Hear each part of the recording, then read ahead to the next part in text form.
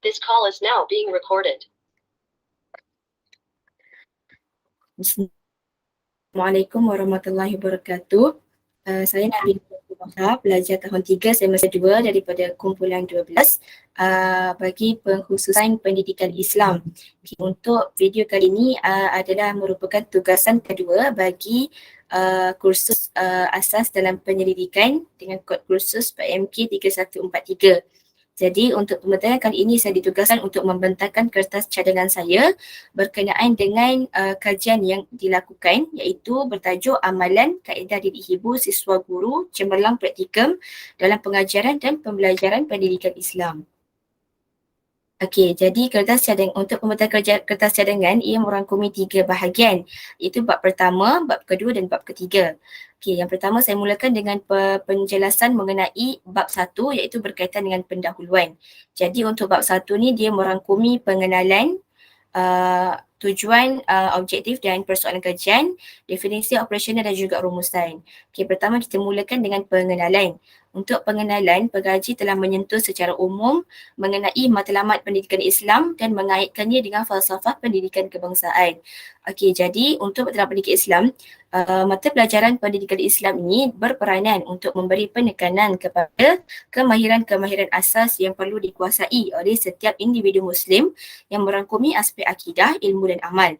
Matlamat pendidikan Islam adalah untuk melahirkan murid yang berilmu, beriman dan berketerampilan, beramal soleh dan berakhlak mulia berdasarkan dua sumber akidah iaitu Al-Quran dan As-Sunnah. Okey, jadi tiga daripada aspek yang tadi disebutkan tadi iaitu aspek akidah, ilmu dan amal, ianya menjadi tunjang kepada falsafah pendidikan Islam ataupun FPI. FPI ini adalah salah satu usaha berterusan untuk menyampaikan ilmu, kemahiran serta penghayatan Islam berpandukan Al-Quran dan As-Sunnah bagi membentuk sikap, kemahiran, kepribadian dan pandangan hidup seseorang individu tu sebagai hamba Allah SWT yang bertanggungjawab ke atas pembangunan diri sendiri, masyarakat dan negara ke arah mencapai kebaikan di dunia dan kesejahteraan abadi di akhirat. Seterusnya kita masuk kepada pernyataan masalah. Pernyataan masalah ni merujuk kepada isu-isu dalam pendidikan yang mendorong pengkaji untuk melaksanakan kajian ini. Okay, jadi isu-isu pendidikan yang disentuh dalam kajian ini adalah mengenai yang pertama pengajaran konvensional, yang mana walaupun sistem pendidikan negara kita ni dah mengalami perubahan, berlaku peningkatan dari segi kemajuan, namun masih terdapat segelintir guru-guru, khususnya dalam konteks kajian ini kita sentuh kepada guru pendidikan Islam yang masih lagi mengamalkan pengajaran konvensional ataupun pengajaran konvensional kita panggil juga sebagai pengajaran tradisional. Ataupun yang biasa kita dengar seperti pengajaran guna kaedah chalk and talk. Okey, pengajaran konvensional ni dia adalah sejenis kemahiran pedagogi yang dilaksanakan secara sehala, iaitu komunikasi sehala yang mana guru tu terlibat sebagai penyampai ilmu yang aktif dan murid itu sekadar menjadi pendengar yang pasif. Okey, apabila guru mengamalkan PDP secara komunikasi sehala ni, secara tak langsung murid akan kurang terlibat dalam proses PDP. Murid hanya menerima secara pasif sahaja isi pelajaran yang disampaikan oleh guru. Jadi apabila murid ni kurang terlibat dalam proses PDP, proses pengajaran akan jadi kurang menarik dan murid akan mudah untuk hilang tumpuan. Selain daripada itu, tahap kesediaan dan pengetahuan guru terhadap strategi pengajaran juga menunjukkan peningkatan yang kurang memuaskan, yang mana khususnya guru pendidikan Islam ni dalam satu kajian dilaksanakan oleh Owen Gising pada 2018 menunjukkan bahawa guru pendidikan Islam tidak menunjukkan peningkatan positif dalam melaksanakan kaedah pengajaran yang lebih bermakna. Selain daripada itu, Mustafa Kamal dalam kajiannya pada tahun 2015 juga mengatakan tahap profesionalisme guru-guru pendidikan Islam dari perspektif pengetahuan dan aspek pengajaran dan pembelajaran masih berada pada tahap yang kurang memuaskan. Jadi apa yang dapat kita rumuskan daripada kedua-dua isu pendidikan ini, walaupun sistem pendidikan sudah terdapat banyak peningkatan dan kemajuan, namun tak dinafikan ada segelintir guru-guru yang masih lagi mengamalkan pengajaran berkonsepkan konvensional, pengajaran tradisional yang hanya mengajar menggunakan buku teks, papan putih dan sebagainya tanpa melibatkan murid secara langsung dalam aktiviti pembelajaran. Jadi perkara seperti inilah yang akan menyebabkan proses pengajaran itu kurang menarik dan murid hilang tumpuan dan sekaligus menjadikan pengajaran itu pengajaran yang tidak bermakna dan tidak berjaya menerapkan nilai-nilai yang penting dalam kehidupan murid itu sendiri. Okey, seterusnya termasuk kepada tujuan, objektif kajian dan persoalan kajian. Okey, kajian ini dilaksanakan untuk meneroka amalan kaedah didik hibur yang diterapkan dalam pengajaran dan pembelajaran oleh siswa guru praktikum cemerlang dalam mata pelajaran pendidikan Islam serta meneroka cabaran-cabaran yang dihadapi oleh guru-guru siswa guru cemerlang tadi dalam usaha untuk melaksanakan kaedah didik hibur dalam pengajaran mereka. Seterusnya adalah objektif dan persoalan kajian. Okey, untuk objektif yang pertama, kajian ini adalah untuk meneroka aktiviti didik hibur yang dilaksanakan oleh siswa guru praktikum cemerlang dalam pengajaran dan pembelajaran pendidikan Islam. Seterusnya objektif yang kedua, mengkaji bagaimana pelaksanaan aktiviti didik hibur yang dilaksanakan oleh siswa guru praktikum cemerlang dalam PDP Pendidikan Islam. Dan objektif yang ketiga, menganalisis cabaran atau kekangan yang dihadapi oleh siswa guru praktikum cemerlang dalam melaksanakan aktiviti didik hibur dalam PDP Pendidikan Islam. Bagi persoalan kajian, yang pertama, apakah aktiviti didik hibur yang dilaksanakan oleh siswa guru praktikum cemerlang dalam PDP mereka, iaitu PDP Pendidikan Islam lah. Maksudnya dekat sini persoalan yang pertama kita nak kaji apa jenis aktiviti didik hibur yang diaplikasikan oleh guru praktikum cemerlang tu dalam PDP Pendidikan Islam yang semasa tempoh praktikal. Yang kedua, bagaimanakah guru praktikum cemerlang tu melaksanakan, bagaimana proses pelaksanaan aktiviti tersebut dijalankan dalam PDP Pendidikan Islam. Dan yang ketiga, apa cabaran yang dihadapi oleh siswa guru praktikal cemerlang tu dalam usaha mereka nak mewujudkan, nak menerapkan aplikasi kaedah didik hibur dalam PDP Pendidikan Islam. Seterusnya adalah skop kajian dan batasan kajian. Okey, dalam kajian ini, skop kajian yang ditentukan oleh pengkaji adalah 5 orang siswa guru praktikum cemerlang bagi pengkhususan pendidikan Islam.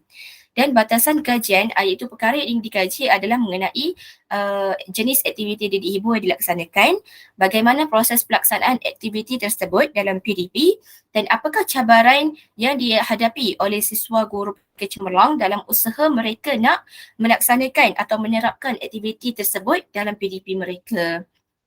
Okey, seterusnya adalah kepentingan kajian. Okey, antara kepentingan kajian, mengapa kajian ini dilaksanakan adalah kita nak mengkaji aktiviti didik hibur yang dilaksanakan oleh siswa guru praktikal cemerlang dalam proses PDP. Selain daripada itu, kajian ini juga diharapkan dapat membantu guru-guru, terutamanya guru pendidikan Islam untuk menambah pengetahuan yang lebih mendalam terhadap amalan kaedah didik hibur dalam pengajaran mereka. Selain itu, kita nak mengetahui juga apa cabaran atau permasalahan yang dihadapi dalam usaha guru pendidikan Islam ni mewujudkan pengajaran berunsurkan didik hibur yang lebih berkesan dan efisien, supaya bila kita dapat kenal pasti apa cabaran yang akan timbul, kita dapat mempersiapkan kita dapat membantu guru-guru GPI ni dapat mempersiapkan diri supaya mereka dapat menangani cabaran dan permasalahan yang akan dihadapi. Seterusnya, kajian ini juga diharapkan dapat memberi sumbangan daripada aspek pengetahuan dan kemahiran kepada guru pendidikan Islam dalam usaha untuk mewujudkan pengajaran yang lebih bermotivasi kepada murid-murid. Seterusnya adalah definisi operasional. Okey, untuk definisi operasional terdapat 4 perkara, iaitu yang pertama adalah didik hibur, iaitu apa dimaksudkan dengan didik hibur. Didik hibur adalah suatu kaedah pengajaran yang bersifat santai dan menghiburkan, seperti permainan, nyanyian, lakonan dan sebagainya dalam penerapan mata pelajaran pendidikan Islam. Maksudnya, didik hibur ni merujuk kepada aktiviti kita guru itu mendidik sambil menghibur dengan menjadikan pengajaran tu menyampaikan isi pelajaran tu dalam bentuk yang lebih santai, seperti melalui permainan, melalui lakonan atau nyanyian dan sebagainya. Seterusnya adalah guru praktikum cemerlang. Menurut IPGM, Institut Pendidikan Guru Malaysia pada tahun 2014, guru praktikum cemerlang merujuk kepada siswa guru yang memperolehi markah atau pengesahan yang cemerlang daripada pensyarah penyelia mereka sepanjang tempoh praktikum berlangsung. Yang ketiga adalah pendidikan Islam. Pendidikan Islam merupakan mata pelajaran atau wadah penting yang dapat membentuk dan melahirkan insan yang seimbang dan bersepadu dari sudut intelek, rohani, jasmani, emosi dan sosial serta ianya bertepatan dengan ajaran agama Islam. Dan akhir sekali adalah amalan. Amalan ni secara umumnya merujuk kepada tabiat atau sesuatu perbuatan yang selalu dilakukan oleh seseorang individu. Tapi dalam konteks kajian ni, amalan tu merujuk kepada perkara yang dilaksanakan oleh siswa guru praktikal cemerlang dalam pengajaran mereka, iaitu amalan kaedah didik ibu. Jadi akhir sekali kita nak rumuskan bahawa bab 1 ni dah menerangkan semua dengan menerangkan dengan lebih terperinci berkaitan dengan perkara-perkara yang penting pada peringkat awal kajian. Seterusnya kita masuk kepada bab 2 berkaitan dengan kajian literature. Okey, yang pertama sekali adalah pengenalan kajian kes, iaitu menerangkan dengan lebih terperinci lagi mengenai fokus utama kajian ini, iaitu amalan didik ibu.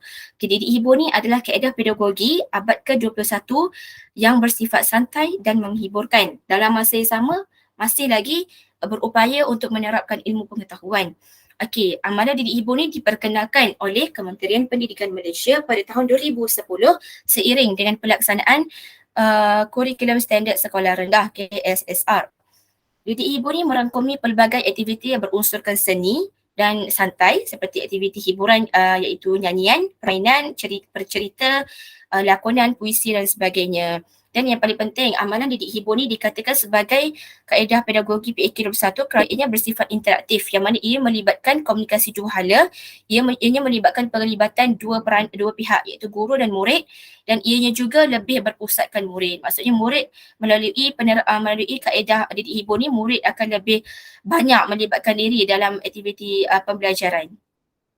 Seterusnya adalah teori yang mendasari kajian ini. Teori yang mendasari kajian ini yang dipilih oleh pengkaji adalah teori perubahan pendidikan Fulan 2001. Okay, teori perubahan pendidikan Fulan ni dia merangkumi 3 fasa. Fasa yang pertama adalah fasa permulaan, yang bermaksud pada fasa ini proses penelitian seseorang yang membawa kepada keputusan untuk menerima inovasi yang berkaitan. Maksudnya apabila kaedah didik ibu diperkenalkan oleh KPM, sudah pasti guru-guru di sekolah akan diberi pendedahan atau diberi pendedahan lah mengenai pengetahuan dan kemahiran untuk melaksanakan aktiviti didik ibu dalam bilik darjah. Okay, kemudian fasa kedua itu fasa pelaksanaan. Fasa pelaksanaan merujuk kepada pengalaman awal seseorang dalam proses untuk memperhatikan perubahan tersebut. Fasa kedua juga menggambarkan perubahan kaedah pedagogi guru-guru, iaitu guru-guru perlu melaksanakan perubahan dari segi strategi pengajaran. Maksudnya kalau sebelum ni guru-guru mengamalkan pengajaran yang tradisional menggunakan buku teks, papan putih ataupun menggunakan kaedah komunikasi sahala, guru-guru perlu mengubah kaedah pedagogi lama tu kepada kaedah pedagogi baru, iaitu menerapkan kaedah didik ibu bagi menggantikan kaedah pengajaran konvensional. Itu maksud pelaksanaan, yang mana guru-guru mula mengaplikasikan kaedah didik ibu ni untuk menggantikan kaedah tradisional. Dan yang ketiga adalah penginstitusian. Penginstitusian merujuk kepada perubahan yang dijadikan sebagai sebahagian daripada sistem yang sedang berjalan. Maksudnya fasa yang ketiga ni merujuk kepada penerapan elemen atau aktiviti didik ibu yang mula diguna pakai oleh guru-guru dan diaplikasikan dalam sesi PDP sebagai kemahiran pedagogi abad ke-21. Seterusnya adalah dapatan kajian lalu. Untuk pembentangan ini, pengkaji telah menyatakan dua dapatan kajian lalu, iaitu yang pertama, kajian yang dilakukan oleh Muhammad Rosmadi dan Hafizah Zulkifli pada tahun 2020, yang mana tajuk kajian pengkaji adalah mengenai penggunaan didik ibu dalam pendidikan Islam sekolah rendah. Tujuan kajian ini dilaksanakan adalah untuk mengkaji tahap kesediaan murid terhadap kaedah didik ibu yang dilaksanakan di dalam bilik darjah. Okay, jadi dapatan kajian menunjukkan bahawa skor min bagi konstruk kesediaan pelajar adalah 4.23. Ini menunjukkan skor bagi aspek kesediaan pelajar tu tinggi. Ini membuktikan bahawa amalan kaedah didik ibu ni dapat mempengaruhi tahap kesediaan murid, dapat meningkatkan lagi kesediaan murid, terutamanya dari aspek fizikal, mental dan emosi dalam pembelajaran mereka. Jadi ini menunjukkan murid yang lebih bersedia mampu untuk memahami dan menghayati sesuatu pelajaran dengan lebih mudah berbanding dengan murid yang tidak bersedia sebelum belajar. Okey, kemudian kajian lalu yang kedua adalah daripada Rabi'atul Adawiyah dan Ahmad Tirmizi. pada tahun 2017 yang mana tajuk kajian adalah mengenai kesan kaedah bercerita terhadap motivasi dan pencapaian murid tahun 4 dalam bidang akidah. Okey, tujuan kajian ini dilakukan adalah untuk mengenal pasti sama ada terdapat perbezaan skor dalam bidang akidah antara murid tahun 4 yang mengikuti PDP melalui kaedah bercerita dengan murid yang mengikuti PDP melalui kaedah syarahan bagi mata pelajaran pendidikan Islam. Okey, untuk prosedur kajian, pengkaji telah membahagikan sampel tu kepada dua bahagian iaitu kumpulan A dan kumpulan B. Kumpulan A dikategorikan sebagai kumpulan eksperimen dan kumpulan B dikategorikan sebagai kumpulan kawalan. Okay, kumpulan A ni berasal daripada sekolah lain dan kumpulan B pun berasal daripada sekolah lain. Maksudnya kajian ini dilakukan ke atas dua buah sekolah yang berbeza. Okay, untuk kumpulan A tadi iaitu kumpulan eksperimen, mereka akan melalui proses PDP menggunakan kaedah bercerita. Manakala kumpulan B iaitu kumpulan kawalan, mereka akan melalui proses PDP menggunakan kaedah syarahan. Jadi dapatan daripada dapatan kajian menunjukkan kumpulan eksperimen iaitu kumpulan A tadi, skor motivasi mereka lebih tinggi iaitu 4.08 berbanding skor motivasi bagi kumpulan B iaitu kumpulan kawalan yang memperolehi skor 3.81 sahaja. Jadi ini kita dapat rumuskanlah daripada dapatan kajian ini menunjukkan skor motivasi kumpulan eksperimen tadi lebih tinggi. Mereka menggunakan kaedah bercerita dalam PDP. Kalau kumpulan B, kumpulan kawalan, mereka hanya menggunakan kaedah syarahan. Jadi skor motivasi kumpulan yang menggunakan kaedah cerita lebih tinggi. Ini menunjukkan amalan didik ibu berkesan untuk meningkatkan meningkatkan motivasi murid dalam pembelajaran. Okey, seterusnya adalah fokus kajian. Fokus kajian ni adalah penutup kepada bab 2 yang mana bab 2 ni keseluruhannya telah membincangkan berkenaan kepelbagaian aktiviti didik ibu dalam dapatan kajian lalu tadi. Dan ianya menerangkan, memberi penjelasan jugalah bahawa pengaplikasian kaedah didik ibu dalam bilik darjah berupaya dan berkesan dalam meningkatkan kesediaan murid dalam pembelajaran dan juga tahap motivasi murid. Okay, seterusnya kita masuk kepada bab yang terakhir iaitu bab 3, metodologi kajian. Okay, yang pertama adalah reka bentuk kajian. Untuk kajian ini, pengkaji telah memilih reka bentuk kajian kes kerana kajian kes berupaya untuk memberi gambaran yang lebih teliti, baik dan berkesan serta memudahkan setiap proses yang akan dilakukan oleh pengkaji. Dan untuk kaedah penyelidikan, bagi kajian kes ni, pengkaji telah memilih kaedah kualitatif yang mana kaedah kualitatifnya sesuai digunakan untuk meneroka, memahami serta mentafsir sesuatu kefahaman yang biasa kepada sesuatu makna yang lebih berbeza. Okey, untuk pemerolehan sumber data, pengkaji menggunakan dua kaedah pengumpulan data iaitu analisis dokumen dan juga kaedah temu bual.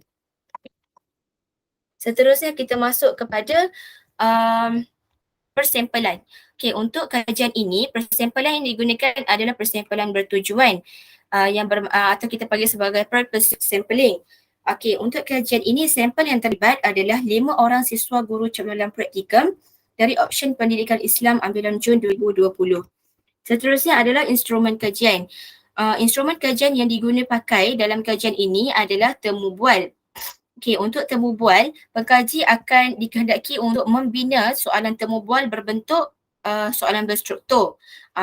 Dan soalan temu bual tersebut perlulah ditunjukkan atau dibincangkan bersama dengan pakar atau penyelia dan sekiranya perlu penambahbaikan maka soalan tersebut perlu diubah suai. Dan setelah itu barulah pengkaji boleh melaksanakan sesi temu bual dengan responden terlibat sama ada secara bersemuka atau secara atas talian. Okey, untuk soalan temu bual ianya mengandungi 10 soalan dan terbahagi kepada 4 bahagian. Bahagian yang pertama adalah soalan demografi iaitu soalan berkaitan dengan latar belakang responden. Bahagian yang kedua berkaitan dengan soalan berkaitan dengan objektif yang pertama iaitu jenis aktiviti didik ibu yang dilaksanakan. Bahagian yang ketiga adalah soalan yang berkaitan dengan objektif 2 iaitu bagaimana proses pelaksanaan didik ibu dilakukan, dan bahagian yang keempat adalah soalan berkaitan objektif yang ketiga iaitu apakah cabaran dan kekangan yang dihadapi untuk melaksanakan kaedah didik ibu dalam PDP. Selain daripada temu bual, pengkaji juga akan melaksanakan analisis dokumen seperti menganalisis rancangan pengajaran harian RPH dan juga nota atau catatan diary atau jurnal peribadi yang ditulis oleh responden semasa mereka menjalani praktikum. Dan kedua-dua sumber data ini akan digabungkan bagi mengadakan analisis data. Okey, seterusnya adalah prosedur kajian. Prosedur kajian ni merangkumi tiga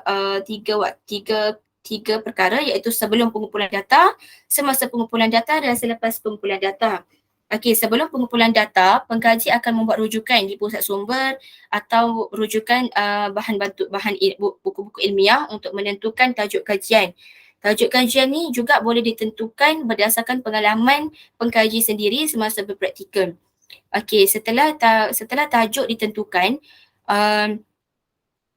pengkaji akan membuat carian atau bacaan yang lebih mendalam mengenai tajuk kajian yang telah dipilih, iaitu tajuk didik hibur. Setelah mereka mengumpul maklumat dan ilmu-ilmu yang berkaitan dengan tajuk didik hibur tu, pengkaji akan menetapkan objektif dan persoalan kajian dan seterusnya membina soalan temu bual berstruktur. Setelah soalan temu bual dibina, soalan tersebut akan ditunjukkan kepada kepada pakar-pakar terlibat termasuklah pensyarah penyelia untuk mendapat pengesahan.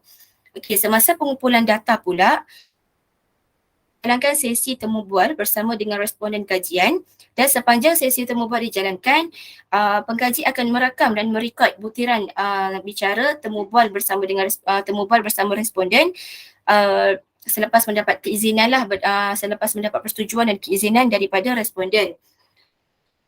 Kemudian selepas melaksanakan sesi temu bual, pengkaji juga akan mengadakan analisis RPH dan nota lapangan yang dibina oleh responden untuk mengumpul lebih banyak data. Selain daripada itu, untuk menyokong data daripada temu bual dan analisis dokumen, pengkaji juga boleh meneroka bahan bantu mengajar yang dibina oleh responden tadi untuk mengenal pasti cabaran yang dihadapi oleh responden dalam melaksanakan amalan didik hibur ni dalam PDP mereka. Kemudian selepas pengumpulan data pengumpulan data dilakukan, pengkaji akan memindahkan maklumat daripada data temu bual itu kepada bentuk teks atau transkripsi. Dan transkripsi itu pula akan dianalisis dan daripada transkripsi itu pula hasil analisis transkripsi akan dikaitkan dengan data analisis dokumen. Kemudian data-data ini jugalah akan membawa kepada pembentukan tema, yang mana tema tu nanti akan disahkan oleh pakar menggunakan tahap ukuran Kohen Kappa, dan selepas itu barulah pengkaji boleh menyediakan laporan penuh berdasarkan analisis transkripsi dan tema yang telah dipersetujui bersama pakar. Seterusnya adalah kesahan dan kebolehpercayaan. Kesahan merujuk kepada suatu ujian untuk menilai sama ada soalan atau item penyelidikan yang dibina dapat mengukur apa yang ingin diukur. Kesahan juga merujuk kepada sejauh mana pengukuran berguna dalam tujuannya dan sekiranya sesuatu ujian itu ditadbir dengan sah, ianya amat penting untuk menggambarkan kesahan yang tinggi. Maksudnya kesahan ini merujuk kepada adakah instrumen yang kita bina tu dah berjaya mengukur apa yang kita hendak kaji. Sekiranya ianya berjaya mendapatkan maklumat yang bertepatan dengan apa yang hendak dikaji, maka ia menunjukkan instrumen kita mempunyai tahap kesahan yang tinggi. Seterusnya adalah kebolehpercayaan. Kebolehpercayaan merujuk kepada ketekalan dan kestabilan keputusan pentaksiran. Sesuatu keputusan yang boleh dipercayai adalah keputusan yang menunjukkan pencapaian yang sama walaupun ujian itu dilaksanakan pada masa yang berbeza. Kebolehpercayaan sesuatu instrumen atau ujian adalah penting bagi memastikan pengumpulan data adalah sahih dan tepat.